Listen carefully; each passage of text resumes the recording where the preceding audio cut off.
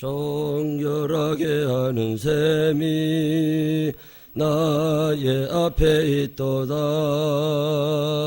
성령께서 권고하심 죄 씻으라 하시네. 찬양하리 찬양하리 적임당한 어린 양. 주께 영광 돌리어라. 우리 죄를 씻어주셨네. 나의 가는 길이 좁고 내 뜻대로 안 돼도 모든 욕심 다 버리고 주만 따라가겠네. 찬양하리 찬양하리 적임당한 어린 양. 주께 영광 돌리어라. 우리 죄를 씻어주셨네. 나의 마음 제단 위에 불길같이 타올라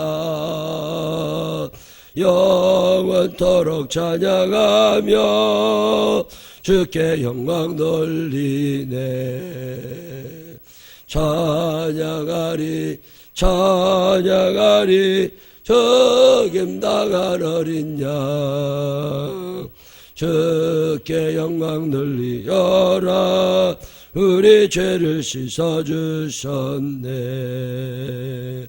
한량없는 주의 은혜 나를 영접하셨네.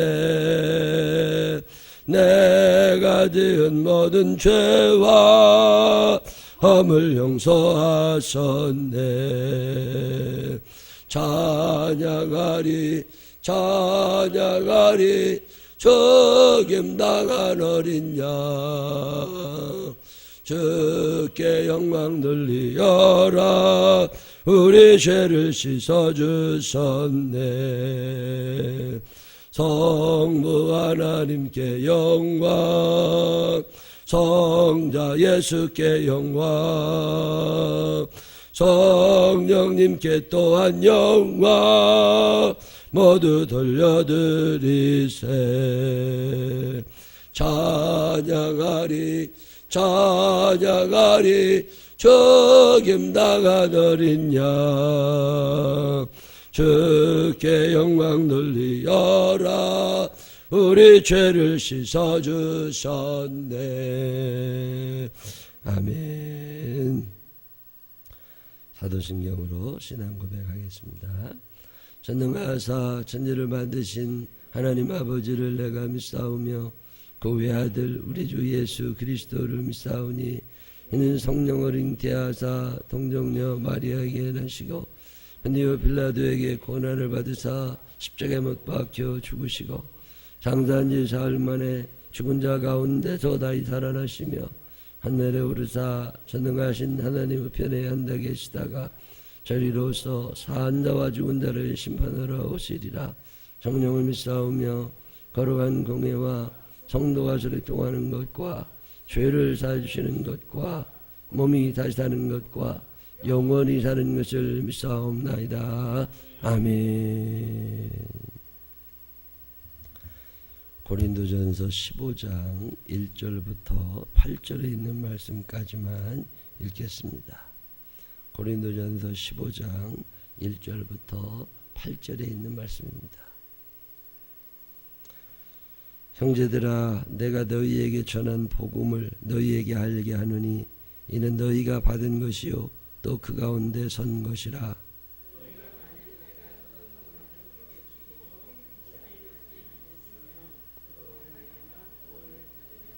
내가 받은 것을 먼저 너희에게 전하였느니 이는 성경대로 그리스도께서 우리 죄를 위하여 죽으시고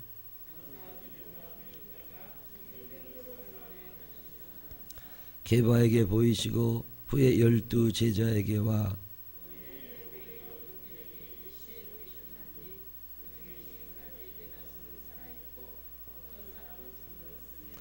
그 후에 야고보에게 보이셨으며 그 그 위에 모든 사도에게와 다 같이 있습니다. 맨 나중에 만삭되지 못하여 난 자 같은 내게도 보이셨느니라. 아멘. 살아계신 하나님의 은혜가 우리 모두와 함께 하시기를 주님의 이름으로 축원합니다. 여러분 기도해 주셔서 저는 부천에 부흥회 잘 마치고 왔습니다. 감사합니다. 고린도 전서는 교회에 일어나고 있는 여러 가지 문제에 대해서 하나 둘 설명을 해주는 책입니다. 교회마다 싸움 없는 데가 없어요. 요즘에 한국 교회가 많이 가라앉고 있습니다. 큰 교회들이 사고쳐서 가라앉는 것처럼 핑계대고 있지만 아닙니다. 그건 그 교회 문제고, 교회가 가라앉는 데는 그만큼 기도가 없고 그만큼 싸움이 많은 거예요. 하나님의 말씀 따라서 자기를 죽이고 겸손하게 하나님 높이고 그렇게 살아가는 사람들보다는 자기 잘난 못에 사는 사람이 늘어나서 교회가 안 되는 거예요. 그래서 순복음교회에서 사고 쳤다고, 그래서 명성교회가 어떻게 됐다고, 이런 게 아닙니다. 가만히 보면 교회가 싸움 나서 그래요. 제가 이번에 부흥회 같은 교회도 가서 보니까 교회가 잘 지어진 큰 교회더라고요. 몇 년 전까지는 1300명씩 교회에 와서 교회가 커요. 수양관도 굉장히 큰 수양관을 강화되어 갖고 있으니까. 근데 부흥회 때 오는 사람들이 150명이 안 돼요. 주일날 다 와야 600명이 하는데요. 반 이상 교회가 줄은 거예요. 그 왜 그렇게 교회가 줄었나 물어봤더니 싸움이 났다. 교인들끼리. 그래가지고서 파벌이 생긴 거예요. 나는 이 목사님이 좋다. 나는 저 목사님이 좋다. 목사님이 원로 목사님 되시면서 후임자 뽑는 과정에서도 나는 어떤 목사님이 좋다. 나는 어떤 목사님이 좋다. 그래서 교인들끼리 싸움 나가지고 갈라지고 그래서 참 어렵겠어요. 그렇게 한번 교회가 가라앉아 놓으면 첫날 예배를 드리려고 기도하고 있는데 이게 세월호 무너지는 것처럼 거함이 빠져가는 것 같아. 이게 사람이 그걸 건져낼 수 있는 게 아닙니다. 빠지는 건 그냥 빠지는 거예요. 못 막습니다. 이제 우리가 뭘 해야 되나, 기도 열심히 하면서 하나님께 매달리고 하나님이 이 빠져가는 이 거함을 살려주시기를 우리가 기도하는 수밖에 더 있겠어요. 요즘에 이 기도를 더 합니다. 하나님, 이 빠져가고 무너져가는 이 한국 교회를 일으켜 세워주십시오. 이 우리가 해야 될 일이 있습니다. 고린도 전서에 보면 그때도 당파 싸움 있는 거예요. 나는 아볼로가 좋다. 나는 바울이 좋다. 나는 베드로가 좋다. 그래서 목사님들 따라서 다 교인들이 갈라져 있을 때 왜 너희들 그렇게 싸우냐? 누가 너희를 위하여 피를 흘리셨고 누가 너희의 죄를 대속했냐? 아볼로냐? 베드로냐? 바울이냐? 아니다. 오직 그리스도 한 분만이 우리의 모든 죄를 용서하시는 분이시고 오직 그리스도만이 우리를 구원하시는 분이시다. 그러니 예수 그리스도 안에서 하나가 되어야 된다. 이게 고린도 전서. 교회 분파, 파벌 싸움의 문제뿐만이 아니라 도덕적인 문제, 교회에 나와 있는 음행의 문제, 그 옛날은 더 심했었죠. 교회에 남아있는 우상 숭배, 우상에게 드린 재물을 먹는 문제, 은사에 관한 문제, 관계성이 파괴가 되면 다 귀찮거든요. 근데 사람들 중에 좋은 관계를 맺는 사람들이 있어요. 인간성이 좋다고 표현하죠. 관계 능력이 탁월한 사람들의 특징이 뭐냐면 나보다 저 사람을 조금 높여줍니다. 가만히 보면 관계 능력이 좋은 사람들은요 절대로 남을 무시하지 않아요. 그리고 나보다 그 사람을 조금 높이 보고 그 사람이 나를 만나면 기분 좋아지게 해줍니다. 그런 사람들은 아주 잘 살아요. 그런데 이 교만하고 남을 좀 무시하고 깎아내리고 그거 안 좋죠. 근데 교회에도 남을 무시하고 깎아내리려는 사람들이 아주 많이 있었나 봐요. 지금도 그렇겠죠. 자기는 늘 옳아. 저 사람은 늘 틀려. 이런 생각을 가진 사람들이죠. 은사가 여러 가지 있는데 나는 방언을 할 줄 알고 저 사람은 방언의 은사가 없어. 그러면 내가 괜히 우쭐대고 싶은 거죠. 그 사람을 좀 기분 좋게 해주면 되는데, 아유, 저는 방언을 할 줄 알지만 저에게는 집사님이 가지고 계신 사랑의 은사가 없습니다. 난 권사님 보면 참 부럽습니다. 나는 장로님 신앙생활 하시는 거 보면 참 존경스럽습니다. 이런 말은 안 나오고 왠지 좀 무시하고 깔보고 이런 게 고린도 교회에 많이 있으니까 바울 목사님이 계속 고린도전서에 강조하는 게 사랑의 은사 아닙니까? 결국은 모든 은사 중에 최고의 은사는 사랑이다. 이런 하나둘 교회에 일어나고 있는 문제들을 하나둘 지적한 후에 이제 고린도전서의 맨 마지막에 제일 중요한 얘기 하나를 남겨두고 있습니다. 그 제일 중요한 얘기가 뭐냐면 예수 그리스도의 부활에 관계된 거예요. 교회에서 제일 중요한 게 뭐냐? 부활이죠. 십자가가 중요한 거냐? 아니죠. 부활이 없다면 십자가는 아무 의미가 없는 거예요. 십자가는 그냥 사형 도구일 뿐이고 사형 틀일 뿐입니다. 전기의자는 똑같은 거예요. 무슨 올가미 같은 거랑 똑같은 거예요. 그건 아무 의미가 없는 거예요. 근데 그 십자가가 십자가로서의 의미를 가지려면 예수님이 부활하셔야 됐던 거죠. 부활이 없는 십자가는 사형도구일 뿐이에요. 그러나 부활한 십자가는 예수 그리스도께서 부활하신 십자가는 의미가 전혀 다른 거죠. 고린도전서 15장을 부활장이라고 그래요. 고린도전서 13장을 사랑장이라고 표현하지요. 히브리서 11장을 믿음장이다. 빌립보서 4장을 기쁨장이다. 뭐 그렇게 표현하는 것처럼 고린도전서 15장은 부활장입니다. 부활에 대해 잘 모르겠거든. 고린도전서 15장을 읽어보시면 돼요. 자세하게 설명하고 있습니다. 부활의 관계에 대해서 아주 긴 설명을 하는 게 고린도전서 15장이에요. 시작하죠. 형제들아 이렇게 시작해요. 여러분 성경을 읽다가 형제들아 이런 말 나오잖아요. 그러면 바울 목사님이 야단을 치고 싶거나 속이 상하거나 혼내고 싶을 때 대개 쓰는 말입니다. 형제들아 내가 너에게 할 말이 있어. 너희가 교회는 나온다고 나오지만 이거 안 믿으면 다 소용없어. 이 얘기하는 거거든요. 형제가 어떤 사람들이 형제예요? 하나버지의 자녀입니다. 그리고 갈 곳이 같은 사람이에요. 옛날 시대에 지금은 형제들이 무덤을 따로 쓰기도 하지만 옛날은 가족묘 시대잖아요. 아버지가 돌아가셔도 묻혀있는 곳에 내가 묻히는 거예요. 내가 묻힌 곳에 우리 형님도 묻혀있고 내 동생도 묻힐 거예요. 이게 가족묘 시대거든요. 형제들아 이 말은 갈 곳이 같다 그 말입니다. 갈 곳이 같은 사람들아 그 갈 곳이 어디예요? 천국이잖아요. 그 얘기하는 거예요. 그러면서 바울 목사님이 무슨 얘기하냐면 내가 너희에게 꼭 강조하고 싶은 게 하나 있다. 다시 말하고 싶은 게 있다. 그러면서 예수 그리스도의 고난의 죽음을 먼저 얘기합니다. 부활 이전에 십자가를 얘기해요. 예수님이 십자가를 진 사건을 기억하고 있지 않느냐. 예수님이 왜 돌아가셨느냐. 그분의 죄 때문에 십자가를 지신 건 아니지 않느냐. 이 얘기합니다. 우리가 죄를 지어서 그 죄값으로 말미암아 우리가 지옥 가야 되는데 우리가 마귀에게 끌려가야 되는데 여러분 죄지면 불안한 거 아세요? 죄지면 답답한 거 아세요?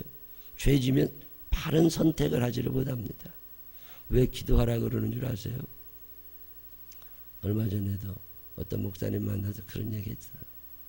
교인들 문제 가지고 이런저런 고민을 해. 어떻게 해야 될지 모르겠대. 뭐라고 조언을 해야 될지 모르겠대. 제가 그랬습니다. 답을 내주지 말아라. 이거 해라 저거 해라 답을 내주지 말고 답은 스스로 내게 해라. 목사가 뭐 하는 사람이냐. 그 사람 믿음 가지게 도와주는 사람이다. 그 사람이 하나님을 믿고 하나님께 기도해서 하나님께 답을 얻도록 도와주는 게 목사다. 이혼을 할까요 말까요? 이 문제를 어떻게 해야 될까요? 목사가 답을 주지 말고 이혼을 하라 말라도 하지 말고 스스로 결정할 수 있도록 그에게 믿음의 길을 열어주어라. 기도하게 해라. 기도가 방법이다. 그리고 후배 목사 만나서 얘기하고 왔는데 어제 문자 왔더라고요. 완전 그런 얘기를 했대요. 믿음을 가지고 있어야 된다고. 당신이 믿음이 없어 이런 거라고. 그랬더니 7월 한 달 작정하고 하나님께 기도해 본다고 생전 안 나오던 새벽 기도를 나왔대. 그렇다고 저보고 고맙다고 문자가 왔어요. 인생에 중요한 문제가 있을 때 결국 해결해 주실 분은 예수님 한 분뿐입니다. 대속의 죽음을 가지신 분, 나를 얼마나 사랑하셨으면 내 대신 십자가를 지셨겠어요. 그 큰 사랑을 가지고 계신 그 예수님 앞에 나아가야 되는 거잖아요. 바울 목사님이 부활을 먼저 얘기하기 전에 먼저 그리스도의 죽음이 왜 귀한 거냐. 우리는 우리 죄로 죽어. 우리는 내가 잘못해도 죽어. 그러나 예수님은 아무 흠도 아무 죄도 없으신 분이 내 모든 죄를 다 없애주시기 위해서 대신 십자가에 달려 돌아가신 거 아니냐. 그러면서 예수님의 대속의 죽음을 얘기를 합니다. 모든 사람의 죄를 범하였음에 하나님의 영광에 이르지 못하더니 하나님 나라에 아무도 못 간다. 그런데 예수를 믿는 사람들은 하나님 나라에 간다는 거죠. 왜요? 그리스도 예수 안에 있는 구속으로 말미암아 하나님께서 값없이 우리를 의롭다 해주셨기 때문에 우리가 천국 갈 수 있는 거 아니냐. 그런 얘기를 쭉 하면서 두 번째 얘기하는 게 뭐냐면 그리스도의 부활입니다. 그의 죽으심이 의로운 죽으심이었고 그의 죽으심이 우리의 모든 죄를 대속하는 죽음이었기에 하나님께서 그를 지옥에 놓아두지 않으시고 그를 죽음에 놓아두지 않으시고 건져내신다는 거예요. 그래서 그분이 부활하셨다는 거예요. 여러분이 부활에 대한 얘기는 그리스도 예수 믿는 사람들에게 아주 핵심적인 얘기입니다. 여러분 이단이 하는 일이 뭔지 아세요? 진짜를 가짜로 만들어 놓고요. 아주 중요한 것을 값 없이 만들어 놉니다. 요즘에 구원파, 세월호 뭐 이런 얘기 하잖아요. 유병원이다 뭐. 여러분 구원 굉장히 중요한 단어입니다. 당신 구원 받았습니까? 구원파가 뭐예요? 당신 구원 받았습니까? 예수 믿는 사람들마다 찾아다니면서 예수 안 믿는 사람한테는 전도 안 해요. 예수 믿는 사람에게 찾아가서 당신 구원 받았습니까? 이게 구원파거든요.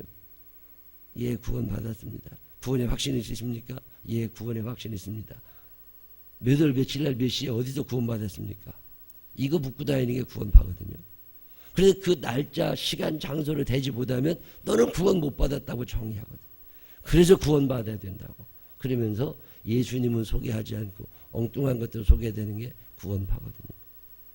근데 이 구원파가 나온 뒤로 교회에서 구원이라는 단어를 못 써. 왜? 여러분 구원 받으시기 바랍니다. 이런 얘기하면 구원파냐고 물어보거든. 진짜를 가짜 만들고 중요한 것을 하찮게 만드는 게 이단들이 하는 일이거든요. 구원이라는 단어가 얼마나 중요한 단어예요. 구원의 확신을 가지고 사시기를 바랍니다. 오늘 죽어도 나는 천국 간다는 믿음이 있어야 돼요. 이거 없으면 가짜요. 이거 없으면 가짜야. 구원의 확신이 어디서부터 와요? 부활에 대한 확신입니다. 내가 이 땅에도 죽지만 하나님 나라에서 깨어날 거다 그 말이지. 옛날에 우리 애들 어렸을 때 저 시골에 갔다가 오면 부모님 댁에 갔다가 올 때 애들이 차에서 잠들어요. 애들이 차에서 잠들면 저녁에 집에 들어와가지고 걔네들 차에다 그냥 두면 안 되잖아요. 그걸 들고서 그때 우리가 4층에 살았는데 3층에 거기까지 이제 데리고 올라갑니다. 데리고 올라가서 자리에다가 눕혀줘요. 옷 딱 벗겨놓고서. 그리고 이제 재웁니다. 이불 덮어서. 그리고 애들이 아침에 일어나면 뭐라고 그래요? 내가 어제 차에서 잠들었는데 방에서 깼대.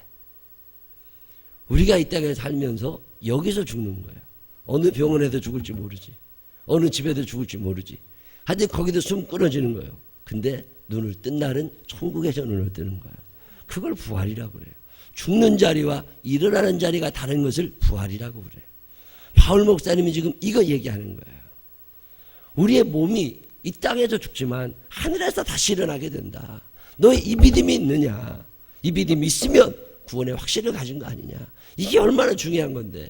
근데 문제가 뭐냐면 그 당시에 지금도 마찬가지지만 부활을 안 믿는 사람이 있는 거예요. 부활을 안 믿는 사람이 있어.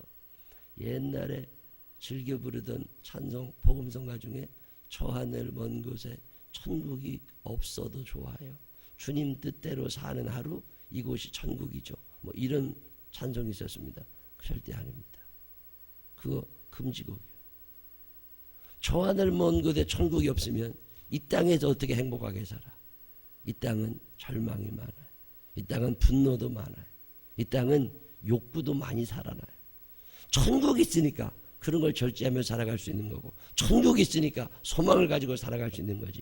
천국이 없는데 어떻게 인간이 행복할 수 있냐고. 저 하늘 먼 곳에 천국이 있음을 믿으시기를 바랍니다. 이 믿음 가지고 사는 사람들이 그리스도인들이에요. 그래서 오늘 바울 목사님은 이 얘기를 합니다. 예수님께서 부활하셨다는 거예요. 예수님 제자들이 예수님에게 찾아와서 증거를 보여주세요. 예수님이 요나의 표적밖에는 너에게 보일 게 없다. 요나가 물고기 뱃속에 들어갔다가 그가 토해졌을 때는 니느웨에 도착해 있지 않았느냐. 내가 이 땅에 사는 동안 십자가에 달려 죽을 거고 그리고 다시 살아나게 될 거다. 왜 여러분 부활을 못 믿으신 줄 아세요? 체험해보지를 못해서 그래. 예수님을 못 만나봐서 그래. 예수님을 만났다는 얘기는 뭐냐면 그분이 살아계시니까 만난 거잖아요. 죽은 예수 만난 사람이 어디 있어? 살아계신 예수님 만나는 거지. 예수 그리스도의 부활에 대한 확신이 없으니까 만남이 없는 거거든요. 이 믿음을 가지고 있다 보면 만나지거든. 예수님이 살아계시단 말이지. 오늘 나와 함께 하신다는 거죠. 기도하는 이들의 기도를 응답해 주시는 하나님을 찬양하시기를 바랍니다. 어제 저녁에도 기도하러 내려왔더니 어떤 분이 조금 있으니까 들어와요. 그러더니 그래. 그 기도 제목 이게 이루어졌대. 얼마나 감사해요. 그 기도 제목을 이루어졌다는 말은 뭐냐면 누군가 이루어지게 하신 거잖아요. 만약에 예수님이 돌아가셨으면 어떻게 기도가 응답이 되냐고. 예수님이 살아계시니까 응답이 되는 거잖아요. 죽은 엄마가 어떻게 아들에게 용돈을 줘요. 살아계시니까 용돈 주고 살아계시니까 밥 해주는 거잖아요. 주님이 돌아가셔서 부활하지 않으셨다면 어떻게 응답이 있어요. 어떻게 내가 기적을 경험해요. 살아계시니까 가능한 거라고. 예수님이 살아계시다고 하는 확신, 이게 기독교를 만드는 거예요. 근데 사람들이 이 확신이 없어. 그냥 착하게만 살면 되는 줄 알아. 바르게만 살면 되는 줄 아닙니다. 기독교는요 윤리의 종교가 아닙니다. 기독교는 생명의 종교예요. 삶과 죽음을 결정하는 게 기독교입니다. 예수 그리스도의 부활, 성령에도 보면 요한복음 21장에 예수님이 베드로와 제자들에게 나타나시잖아요. 그래서 어떻게 하세요? 너에게 먹을 것이 있느냐? 예, 여기 생선 몇 토막 있습니다. 그거나 같이 먹자. 아니 죽은 사람이 어떻게 먹어요? 죽은 사람이 어떻게 먹어? 예, 지금은 그런 일이 별로 없지만 옛날에 사람이 죽으면 염하는 사람이 집으로 왔어요. 집으로 와가지고 염을 했다고. 옛날에는 장례식장이라는 게 없었잖아요. 동네에서 죽으면 동네에서 염해가지고 상여로 떼가지고서 저 산에 가다 묻고 그랬잖아요.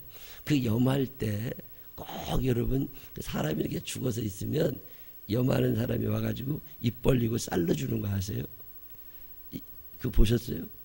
염할 때 입을 이렇게 살을 벌리고서 거기다 쌀을 넣어준다고. 그 왜 쌀 왜 넣어줘요? 그 황성 갈 때 거기 갈 때 배고프지 말라고. 자기 스스로 받아먹는 시체 아무도 없어. 강제로 입으로 넣어준다니까. 죽은 사람이 뭘 먹고 살아요. 근데 예수님께서 부활하시니까 베드로에게 오셔가지고 생선을 같이 먹자. 그리고 조반을 같이 드시잖아요. 이 성경을 보면요 부활에 관계된 이야기가 참 많이 나옵니다. 12제자가 있을 때 예수님이 나타나시고 토마에게 따로 나타나시고 오베 경제에게 나타나시고 야고보에게도 나타나시고 모든 사도에게와 만닥되지 못하여 태어난 것 같은 나 부족한 바울에게도 우리 주님이 나타나셨다. 지금 이 고린도전서 15장 1절로 8절에 이 얘기하는 거예요. 너네들 왜 못 믿냐? 지금 일어난 사람이 얼마나 많은데 못 믿냐? 성경에 보면 예수님 부활하신 예수님 만난 사람이 참 많습니다. 막달라 마리아가 주님 시신 그 주님 시체에다가 향유라도 뿌리고 싶어 갔더니 거기에서 주님이 계셨는데 중요한 것은 막달라 마리아가 주님을 못 알아봅니다. 예수님이 부활하신 몸을 못 알아봅니다. 그리고 예수님이 물으시잖아요. 어찌하여 울며 누구를 찾느냐? 예, 제가 예수님이라는 분을 찾는데 그분이 어디 계신지 모르겠습니다. 시체가 없어진 것 같습니다. 예수님이 마리아의 눈을 밝게 하시니까 알아보잖아요. 살아나셨다니까. 그래서 막달라 마리아가 예수님이 살아나셨다고 부활하셨다고 제자들에게 가서 확 얘기했더니 믿어요 안 믿어요? 못 믿잖아요. 그러니까 베드로하고 요한이 또 막 뛰어가지고 빈 무덤에 와서 보니까 무덤이 비어 있거든요. 그때 이 제자들이 예수님이 부활하셨구나 이런 생각을 한 게 아니에요. 누가 훔쳐갔나? 이거 로마 병정들이 유대 병정들이 딴 데다 갖다 뒀나? 이런 생각 한다니까. 부활은요, 믿음을 가지고 있는 사람은 경험하게 되는 게 부활이에요. 그러나 믿음이 없는 사람들은 경험이 되질 않습니다. 내가 보면 믿겠다. 안 보입니다. 그러나 믿음은 보입니다. 이게 부활이에요. 그래서 어려운 거예요. 믿음으로 말미암지 않고는 부활하신 주님을 만날 방법이 없습니다. 과학적으로 증명되면 믿겠다. 그게 무슨 믿음이야? 지식이지. 믿음을 가지고 있다 보면 증명되는 게 믿음인 거죠. 예수님이 부활하셨다는 거 과학적으로 증명할 수 있느냐? 안 됩니다. 여러분의 미래가 과학적으로 증명될 수 있느냐? 안 되는 거거든. 몇 살에 죽을지 어떻게 알아요? 어디서 죽을지 어떻게 알아요? 그러나 부활을 믿는 믿음을 가진 사람들은 부활하신 주님을 반드시 만나게 됩니다. 기도하다 보면 응답이 있어요. 응답이 있다는 얘기는 재수가 좋다거나 유행이 있는 게 아닙니다. 살아계신 하나님이 나의 삶에 개입하고 계신 거예요. 돌아가신 분이 어떻게 나타나요? 그건 안 되는 거지. 그래서 기도해보라는 거예요. 기도하다 보면, 예배드리다 보면 하나님을 느끼게 되고 부활하신 예수님을 몸으로 만나게 됩니다. 근데 기도하고 응답받아보고 기도하고 기적을 체험해보고 기도하고 역사를 만들어가 보지 않으면 모르는 거예요. 그래서 기도하라고. 근데 참 기도 안 해요. 공짜로 뭘 하고 싶어다. 그래서 안 되는 거예요. 저는 목사 돼서 이렇게 살면서 그렇게 기도하고 망하고 엎어지는 사람 못 봤습니다. 기도하는 사람들은 하나님이 붙잡아 주세요. 반드시 일으켜주세요. 왜? 우리 주님 살아계시잖아요. 살아계시다고. 그러니까 함께 하실 수 있는 거죠. 살아계시니까 응답하실 수 있는 거죠. 살아계시니까 책임져 주시는 거잖아요. 우리들이 언제부터인가 부활에 대한 믿음이 없습니다. 예수님이 부활하지 않으셨다면 나도 부활을 못하는 거예요. 근데 우리 주님이 부활하사 잠자는 자들의 첫 열매가 되셔서 나도 일어나는 거예요. 우리가 가져야 될 소중한 믿음입니다. 예수님 오늘도 살아계십니다. 부활하셨습니다.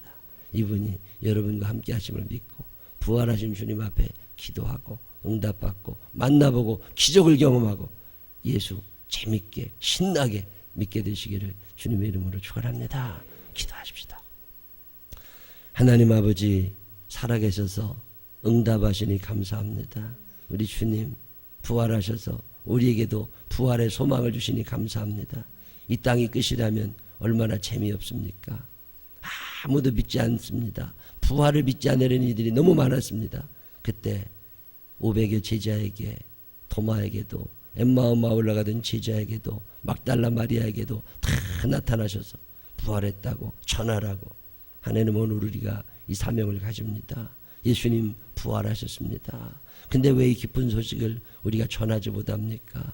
내가 부활의 확신은 있는 겁니까? 하나님 아버지 한 번쯤 연약한 우리의 믿음을 되돌아보게 하여 주시옵시고 이제 부활의 확신을 가지고 예수님 부활하셨듯이 나도 저 천국에서 다시 깨어날 것이라고 하는 믿음을 가지고 하루하루 소망 중에 살아가도록 인도하여 주옵소서. 오늘 이 시간에도 직장의 문제로 기도합니다. 육신의 질병의 문제로 기도합니다. 한국교회를 위하여 기도합니다. 우리 교회의 사명을 위하여도 기도합니다. 하나님 개인적인 문제를 가지고도 기도합니다. 살아계신 주께서 응답하여 주시옵소서. 하나둘 풀려나가게 하여 주시옵시고 예수 믿는 재미가 있게 하여 주시옵시고 특별히 영혼 구원을 위하여 기도합니다. 아들을 위하여 기도하고 딸을 위하여 기도하고 하나님 응답하여 주시어서 저들도 구원받게 하여 주시옵시고 우리들 가운데 경제적으로 힘들고 어려운 이들이 있습니다. 하나님 우리는 갈 길을 알지 못하지만 부활하신 주님 갈 길을 알고 계시오니 우리에게 지혜 주시고 만나게 하시고 가르쳐 주시어서 하나님 그 길 따라 소망을 가지고 행복하게 살아갈 수 있도록 축복하여 주시옵소서. 막힌 문제 주님 해결하여 주시옵시고 꼬인 문제들 주님 풀어 역사하여 주옵소서. 예수님 거룩하신 이름으로 기도드렸습니다. 아멘.